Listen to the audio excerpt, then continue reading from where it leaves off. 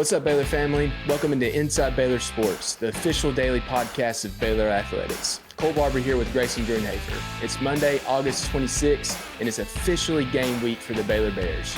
This week on Inside Baylor Sports, we're going to be slammed with great content.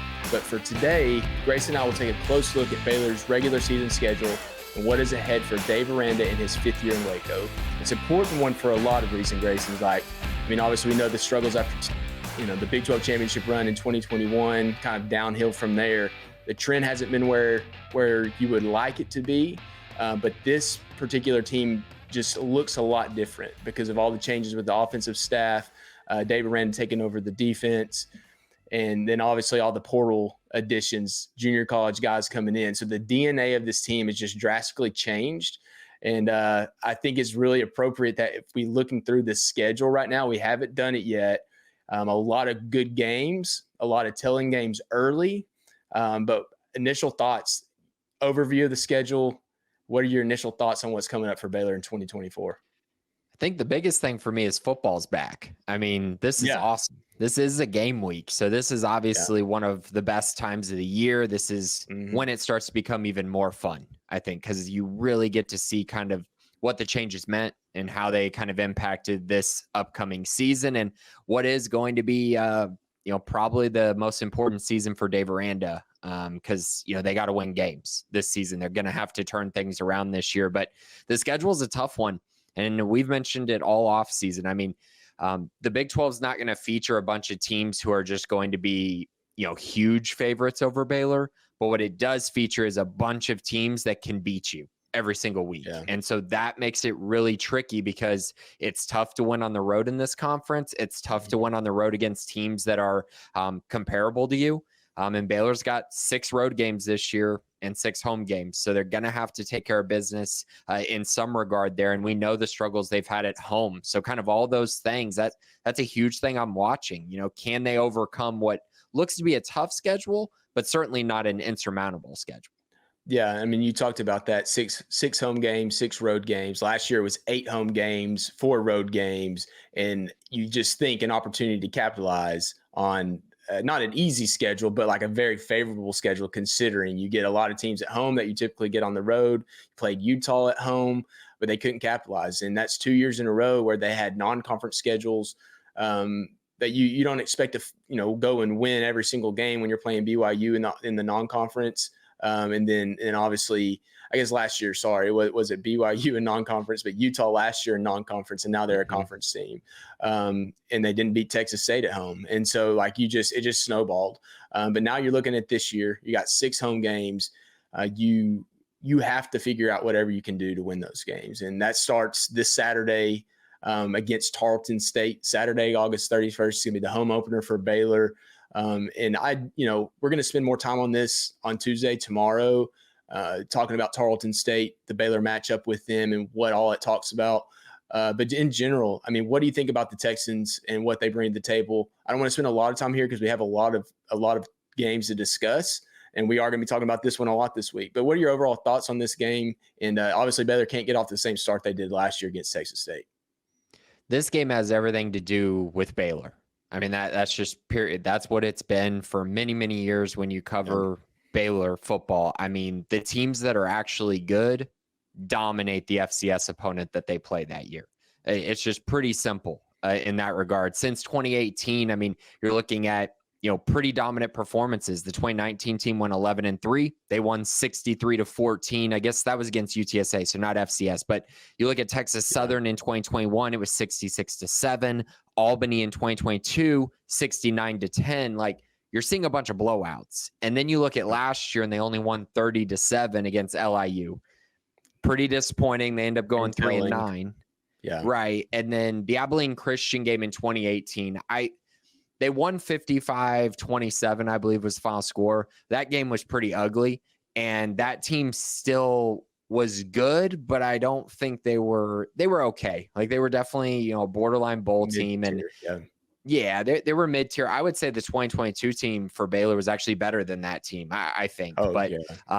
It just kind of is the way chips fall. But at the end of the day, the things this does have in common is teams taking care of business. If you're really a bowl team, you take care of business in a game like this. Yeah, and it starts in the trenches. You have to control the line of scrimmage on both sides of the ball. When you're facing an opponent like this, that you should clearly be better than physically and athletically on the lines. Skill positions you have so many transfers now. You have quarterbacks coming from wherever, running backs coming from wherever. The skill positions are kind of a wash, but they're going to win games, dominate games at the line of scrimmage. So I mentioned, not going to spend a ton of time on Tarleton today in this particular preview of the schedule, but it is obviously an important game. It can tell us a lot if they struggle. It can not necessarily tell us a lot if they do well. So I'm anxious to see that game. We're going to preview it a little bit more throughout this week. Second game of the season, they're going to travel to Utah, to Salt Lake City. Last year was just kind of a heartbreaker and really epitomized the season ultimately. With Baylor goes in, don't have a starting quarterback. Sawyer Robertson starts. Basically have control. I would consider they had control that entire game, Baylor did, until the fourth quarter. I think that you saw lack of depth on the defensive line take off, kind of fall off in the second half. In the fourth quarter, you saw injuries pile up. Sawyer was hurt in that game. Dominic Richardson was hurt in that game.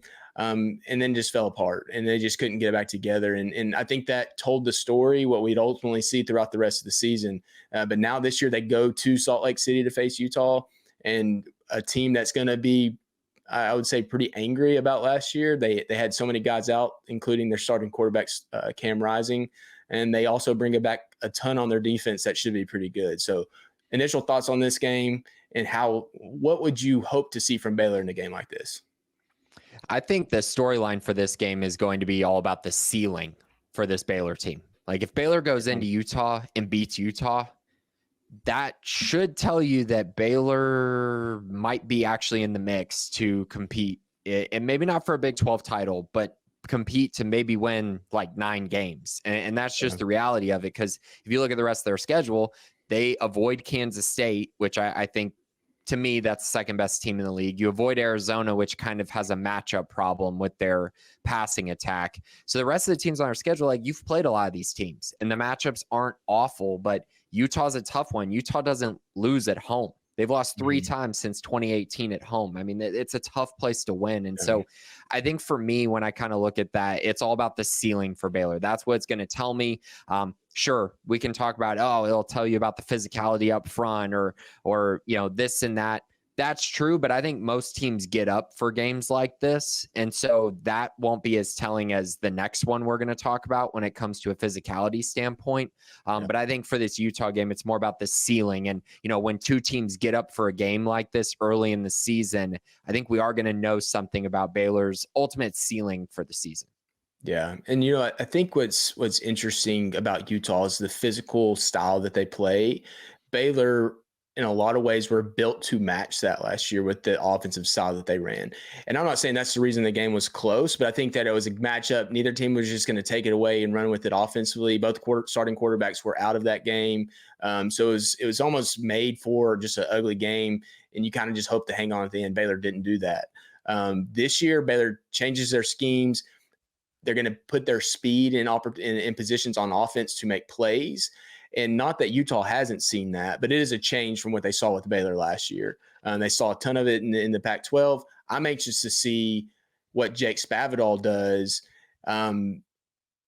with his speed in this particular matchup with Utah.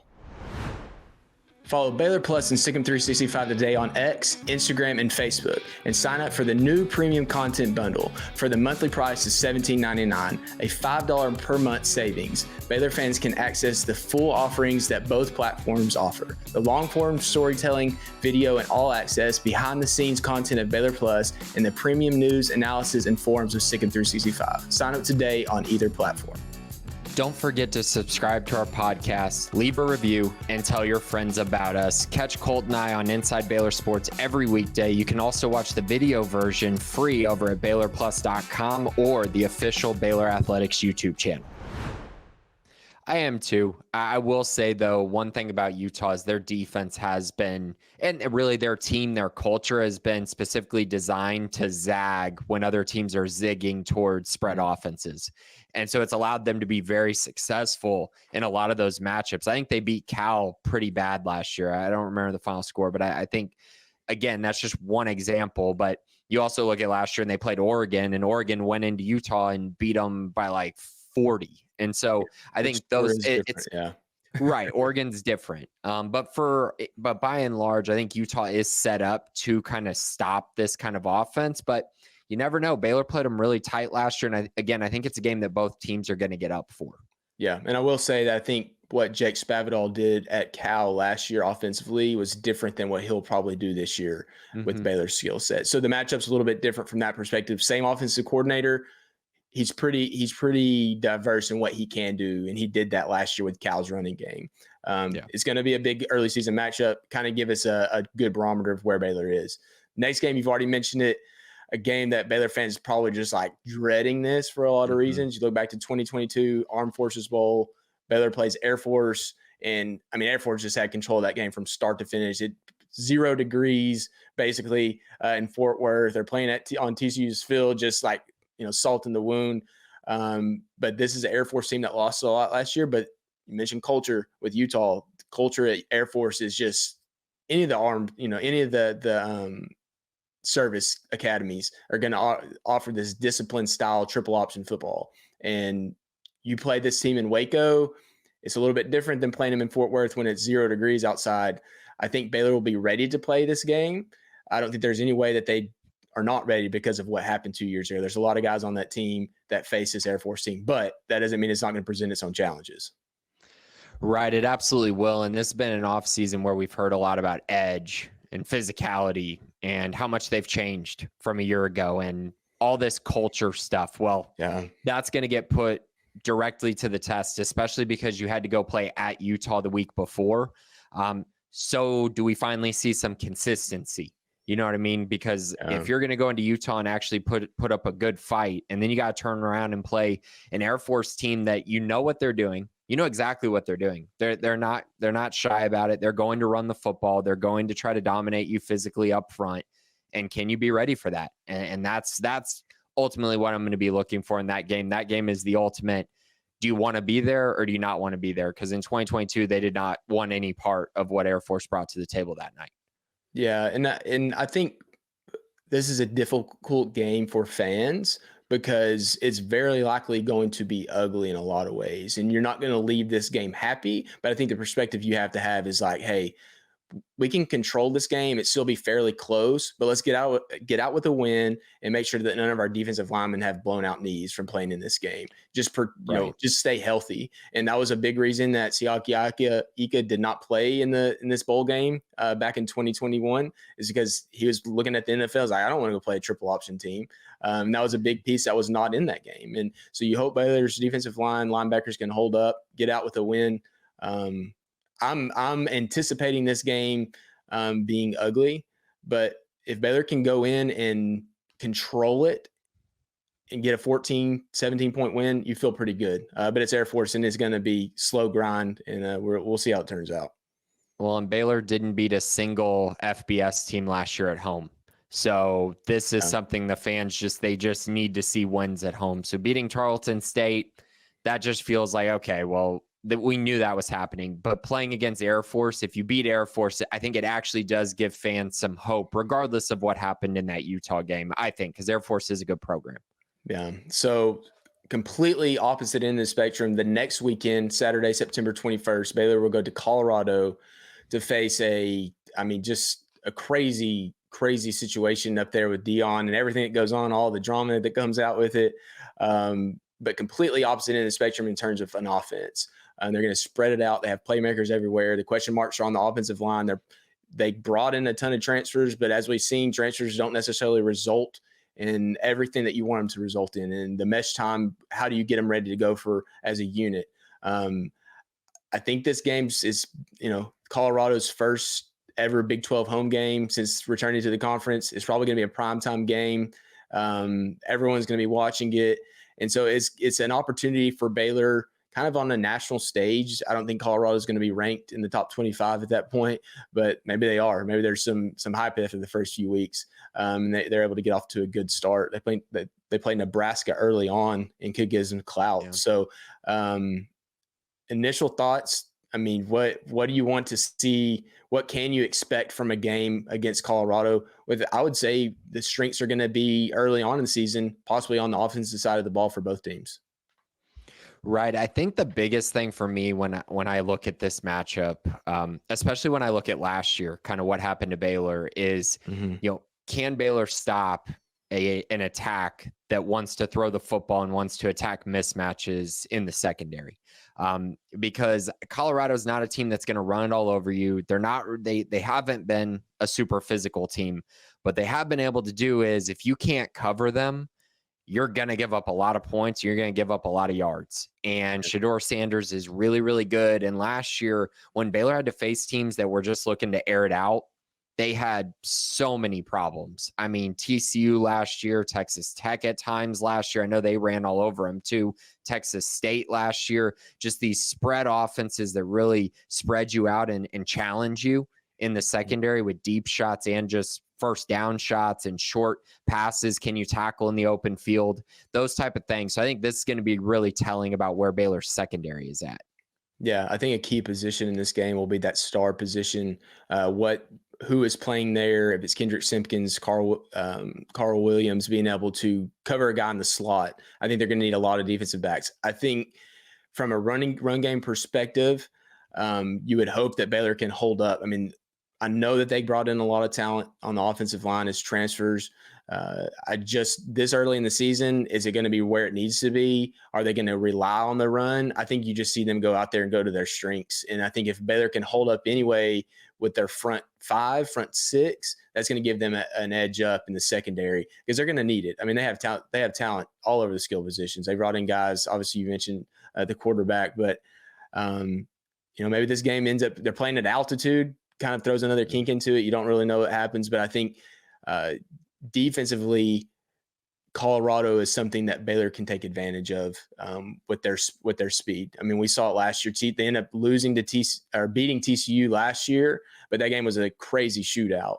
And I think that they had that opportunity. Baylor would have an opportunity to win a game like that on the road.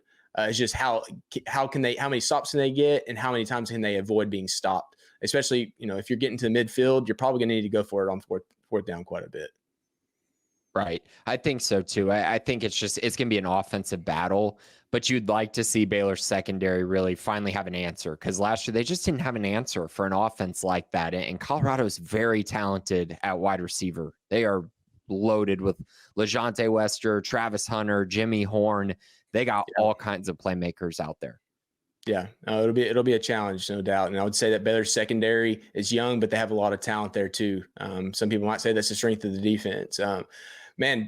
Colorado, you want to go from Air Force to Colorado back to BYU, different style of offense. I mean, the wide zone, what they've done at BYU, Baylor fans are familiar with this type of scheme.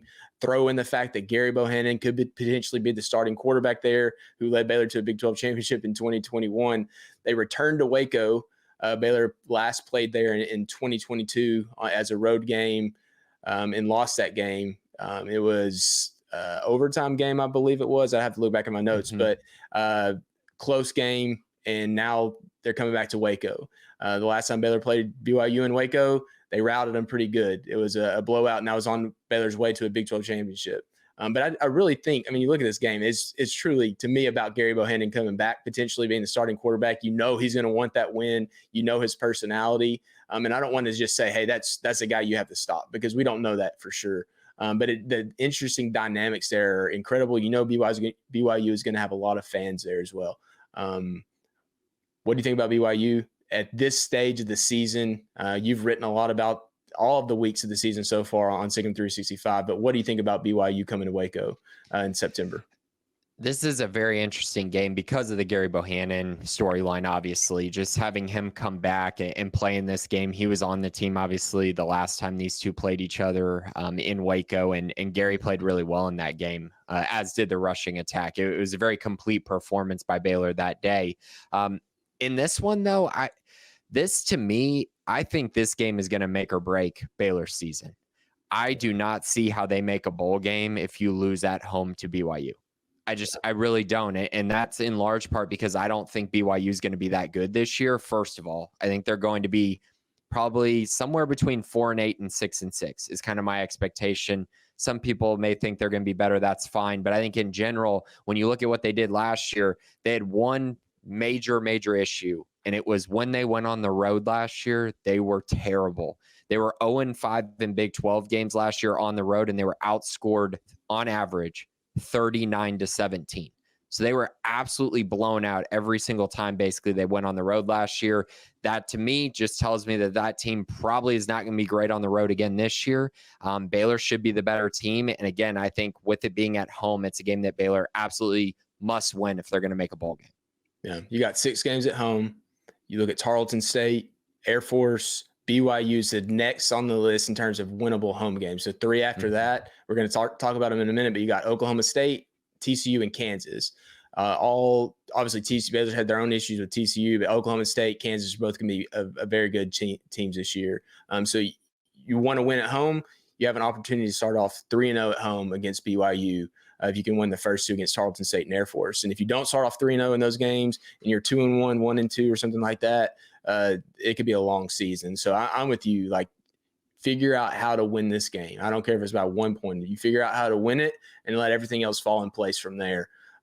Especially towards the end of the season, as we're getting into this discussion, it's going to be a challenge. And the next game after that, you go straight to Ames and you play Iowa State. I mean, I would say this is probably the most underrated team in the Big 12 right now, besides potentially West Virginia, who I picked to win the Big 12. But Iowa State has a very young team last year, a lot like Baylor, but they had solid success last year despite being young. Starts with the quarterback, Rocco Beck, and everything he was able to do in a really weird situation last year after becoming the starter with all of the gambling issues that Iowa State had. And then he's a starter. Everybody's thinking, oh, they're not going to be any good this year. And then all of a sudden they're pretty dang good. And they're growing up quick. And I'll expect Matt Campbell's team this year to be even better. I don't think they're going to wow you with all the speed and all this talent. They're just going to play solid football, as always. It all starts with defense for the Cyclones. That's what they live by, and they play great defense every single year. Their defensive coordinator is truly elite. And so I think for me, when I'm kind of looking at this game, I'm very much curious if Jake Spavital's offense travels. And I know we'll kind of know that a little bit from Utah and Colorado, but I think this one poses a different challenge because Iowa State's going to have a lot more film on what Baylor's trying to do. And I think they're set up really well to stop this kind of offense. And so it's very interesting for me to just kind of sit back and see, okay, what can Spavital do? How clever can he get? How much can he change things up for a really tough matchup like this? This game is actually the game that I have as the toughest game on the schedule. This one and the Utah game are right there next to each other, which kind of tells you what I think about Iowa State. I think they're a good team, and at home against specific teams, they are going to look like great teams, like a great team at times. Yeah. And I mean, that's what you want at home. We talk about home field advantage. You want to look great at home, and teams that are good are going to look good at home. I think in these situations, you have 3 tough road games. I mean, to start the season at Utah, at Colorado, at Iowa State. You have a quarterback like DeQuan Finn. You're going to need him to go make plays with his legs and kind of quieten the crowd at times. And I think Iowa State's a great example of that. They're going to play really good defense. And how do you overcome that is making plays with the quarterback's feet. Another road game. Let's go from this one, October 5th against Iowa State. They have an off week, fortunately, on October 12th, but then you're in Lubbock, October 19th at Texas Tech. Baylor fans, I think this is kind of – TCU's been the rivalry, but I think with Joey McGuire there at Texas Tech, I think this is kind of amped up from the Baylor side of perspective. I think from the Texas Tech perspective that they believe they should beat Baylor more often. Maybe they should. I think Baylor in the last – since 2010 are 9-5. They've kind of flipped this series. I think they have the all-time lead in the series record right now. I think this year is going to be another one of those take it up another notch because of everything that goes into it. Baylor needs to win this game. Recruiting battles play into it. But obviously we knew Joey whenever he was at Baylor and what he meant to that program in 2021 before he left. Now he's on the other side of the coin, but what do you believe this game means to Baylor without knowing what precedes it for the rest of the games leading up to it. This game better mean a lot to Baylor because Tech came into McLean Stadium last year and just absolutely obliterated Baylor. I mean, that game was not competitive. And it was really, I feel like, hard to watch, especially with it being a night game and just all the momentum around it and everything like that. And then Baylor just laid an egg. And so I'm curious if they kind of take that pretty personally and go into that game in Lubbock and kind of try to flip the script. I do think that is a game where you mentioned DeQuan Finn's legs and kind of what he can do and can he lead a team to a big road win. This is kind of that game where I look at it and I go, I don't think I'm going to pick Baylor to win it, but I could see DeQuan Finn kind of being the X factor and the guy that kind of finds a way to get it done in Lubbock and kind of, breaking the hearts of Red Raider fans type thing. You know what I mean? Because I do think it'll be more competitive this time, unlike it has been really in the last couple of years. This game really hasn't been all that competitive. It's kind of been a little one-sided for whoever won the game. Yeah, I will say that last year that game was lopsided, and I think a lot of that had to do with Tech's. They're very experienced. Baylor was not. In that game, Texas Tech seniors played over 900 snaps. Their freshman was like minimal. Baylor, on the other hand, their seniors played less than 400 snaps, and their seniors played less than 400 snaps. Their freshmen played almost 400 snaps. So I think that balances out more this year. All of the transfers that Baylor brought in, Tech is kind of still on the same level. There's where they were. They brought in transfers. So they're still experienced, just a different type of experience. So I'm anxious to see that game. I think that the playing field is leveled a lot like Baylor will be with a lot of the teams that are playing because of all the transfers they brought in. They're not going to be the inexperienced team anymore. Big game, obviously playing in Lubbock, big game. Interesting to see what time of the day that game falls at. You play in Lubbock at night, becomes more difficult. The good news is the next week Baylor returns home after playing 3 of 4 on the road. Bad news is they play Oklahoma State, who competed for a Big 12 championship. Extremely experienced. I mean, I would say of all the teams in the Big 12, that's the number one team in experience. I mean, you look up and down their roster, experience everywhere. Games on Saturday, October 26th in Waco. And this will, since that 2021 Big 12 championship, Baylor and Oklahoma State have kind of not gone in opposite directions, but Oklahoma State's maintained it. Baylor has not. Baylor has to play this game with expectations to win. You hope at this juncture of the season that they have something to play for. There's not, bad vibes, whatever you want to call it. But playing Oklahoma State, they have to get back on track against a program like this who they've struggled with in recent years. Right. I think Oklahoma State's an interesting team because I know everyone's going to look at, they made the Big 12 championship last year, and that's a tremendous feat. It absolutely is. But you look at the advanced metrics and the way the season played out, that team really was not that good last year. They were fine. Yeah. Like they were an okay team that caught a lot of lucky breaks. Yeah. And let's also not forget they lost 33-7 to South Alabama at the second game of the year and then changed some things. And sure, they got better. That's fine. But this isn't a juggernaut of a team. But what they are is they're consistent. They're really consistent. They get great play on the road and at home, and that's really been key for Gundy there at Oklahoma State. I think the thing that's also been interesting for me about this rivalry, I guess you could say, it's not really a rivalry, but this kind of head-to-head matchup is Baylor's beaten them with teams that weren't as good as them. They've beaten them with teams that were better than them. It's kind of been a rather even series, I feel like, over the last decade or so. I think Baylor's 6-4, but it's kind of been a weird dynamic where you would think that I believe that most people would think Oklahoma State was like 7-3 in this or something along those lines, but it really hasn't been that way. Yeah, I think the tough part is Baylor's lost 2 straight home games to Oklahoma State, 2020 and 2022. The only game they've won in that span was the Big 12 championship game. They lost to them in 2021 in the regular season. So there's just the tail end of this series in recent years has been in Oklahoma State's favor outside of the Big 12 championship game, which was a big one. But I think that's the perspective of Baylor just has to get back on track. Speaking of getting back on track, you face Oklahoma State next weekend, November 2nd. You face TCU in Waco. I mean, talk about a weird dynamic.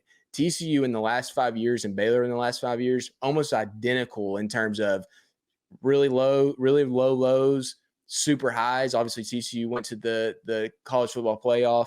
But the difference is that TCU has just dominated the series, and not because they've won a lot of close games against Baylor.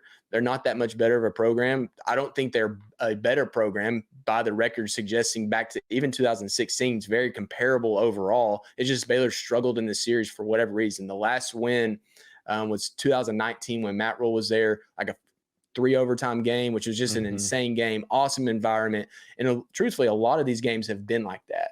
But for this year, Baylor plays them at home. You get them back, and we don't know a ton about TCU yet. I know they brought in more transfers. They've brought in a ton of transfers the last 2 years. Their quarterback's back, Josh Hoover, who started the end of last year. I think we're going to see how good they are before this game ever gets there. Same for Baylor. Initial thoughts, opinions on TCU and Baylor in Waco on November 2nd. So Baylor's 1-8 in their last 9 games against TCU. They've lost 3 of those games by at least 3 scores. So 3 of those games have been very lopsided in TCU's favor. The other ones have been close for the most part. And so that's an interesting dynamic. Baylor's loss. This is one of those games where I just mentioned against Oklahoma State, Baylor's beaten Oklahoma State with lesser teams and with better teams. It's kind of been a mixed bag. TCU's kind of been the same with Baylor. They've beaten Baylor with teams that weren't as good as Baylor that year multiple times. The game, what was it, 2018, when it was basically just Jalen Reagor beat Baylor that day because both teams were awful that whole day. And Reagor was the only player that actually wanted to be there, it felt like. And so it was just kind of one of those, it's been kind of that weird dynamic of a series. I'm just curious if Baylor can get that monkey off their back and win a game like this. I think there's going to be a lot of kind of pageantry and celebration kind of going into this game with the 2014 team getting honored. I'm sure there's going to be some other cool factors that are going to be involved with that game. And so I think in general, it's going to be a very celebrated, very anticipated type game, and a game that it just feels like Baylor really needs to win that game just for the program to kind of get back on track with keeping up with TCU, who in my eyes is their biggest rival. Yeah. Baylor hasn't beaten TCU at home since 2014. To put it in perspective. Now they're honoring that team. So this would be 11 seasons if they don't beat them this year at home that it's been since they did that. They moved from Baylor moves from TCU to another off week, which is interesting. 2 off weeks in a pretty short amount of time on November 9th. Then heads to West Virginia on November 16th. And talk about a place that Baylor can't win, has never won, is West Virginia. Weird. Baylor was there 2 years ago, lost the game they should have won. You can say that about the entire 2022 season. Last year, Baylor was not the better team, should have won in Waco, in my opinion. They controlled that game at the end and then just let it out of the bag. Obviously, West Virginia scored with 23 seconds to go. That was after losing on a field goal with 33 seconds to go in 2022. So a lot of close games. Really dating back to 2017, a lot of close games. Even before that, Baylor, it's been a pretty good rivalry, pretty good matchup since West Virginia arrived in the Big 12 back in 2012. What's your thoughts on West Virginia? I know what mine are. I've picked them to win the Big 12 because I really like Neil Brown. I don't know if they do it, but I really do like West Virginia and what they have coming back for this year. I like Neil Brown a lot too. I really liked him when he got there, and then it just felt inevitable that he was going to get fired. And I had them having a good year last year. I was like, okay, I think they're going to make a bowl game, and so will it be enough? And everyone was like, it still won't be enough. Ended up being enough because they won, quite a few more games than just making a bowl game. So that was really cool to see. They got Garrett Green, who I think you can argue is one of, if not the best quarterback in the Big 12. He's very dynamic with his feet, makes a lot of plays deep downfield. He's one of those guys that doesn't hit singles. He only hits home runs. And so if you can cause him to be inaccurate or get them off schedule a little bit, and if you can just shore up the back end, you can beat them.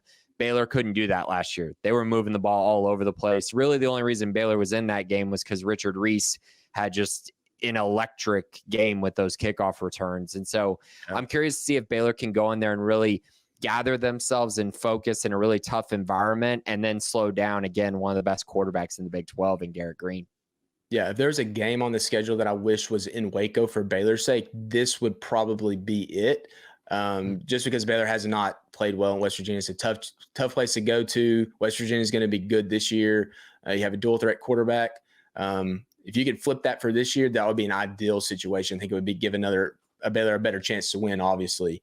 And then from this West Virginia game, another back-to-back road games was interesting. You don't see that a ton, but another situation after going from West Virginia, they're at Houston, which is a little bit closer to home. A lot of Baylor fans should be there on November 23rd.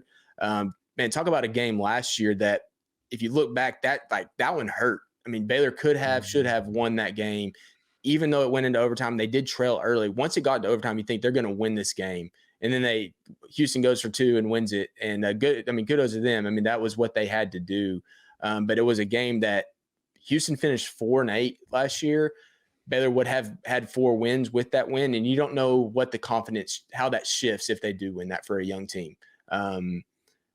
I don't know that you talk about road environments. I don't think that's going to be an issue here, but it is a road game. You don't know where the season is at that point. Houston has a new coach in Willie Fritz. They brought in a ton of transfers. We truly don't know a lot about Houston right now until they take the field. And at this juncture of the season, we will know.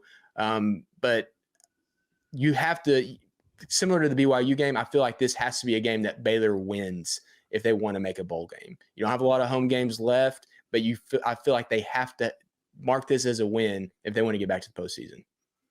Last year's game just featured a lot of Blake Shapen magic late. Just the run that he had on 4th down was one of the craziest moments of the season last year. And that was one of those games of, nobody wants to win this game. That's truly what the game felt like a year ago.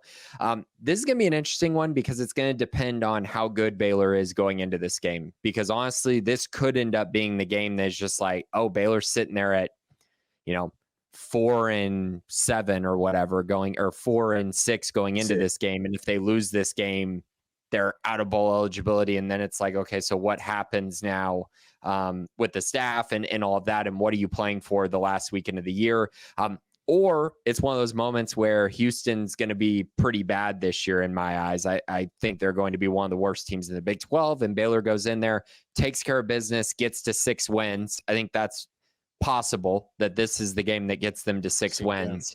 And then you take on Kansas the next weekend with actually just kind of playing with house money going into that last game. Yeah. I mean, it's possible. We don't know how it all unfolds until this point, but you hope that this is a game that you get to and you say, there's a reason to play this game and it's a winnable game, even though it's on the road. I think Baylor fans will show up in Houston, especially if Baylor's trending up, Houston's trending down. If it's the opposite, who knows what's going to happen. I hope that it doesn't get to that point. But it does spring them into the Kansas game the next weekend, November 30th, final home game. Baylor hasn't lost to Kansas since 2007. I don't think anybody else can say that now based on what Kansas has done in the last couple of years. They're 13-0 in that stretch, but now Kansas is number 22 preseason. So a different dynamic entirely since they last faced. I mean, even that 21 season when Baylor won, the 22 season when Baylor won that game in Waco, I don't completely different vibes going into with everything Kansas has coming back. Now they have Jeff Grimes, who is Baylor's offensive coordinator for that year. This is where we're going to end for today. But it's almost like worthy noting that this game, Baylor is 13-0. Depending on how this season is, they're 13-0 against Kansas going into this game, because it could tell exactly the way this program has been headed or where it's not going to head when this game finishes.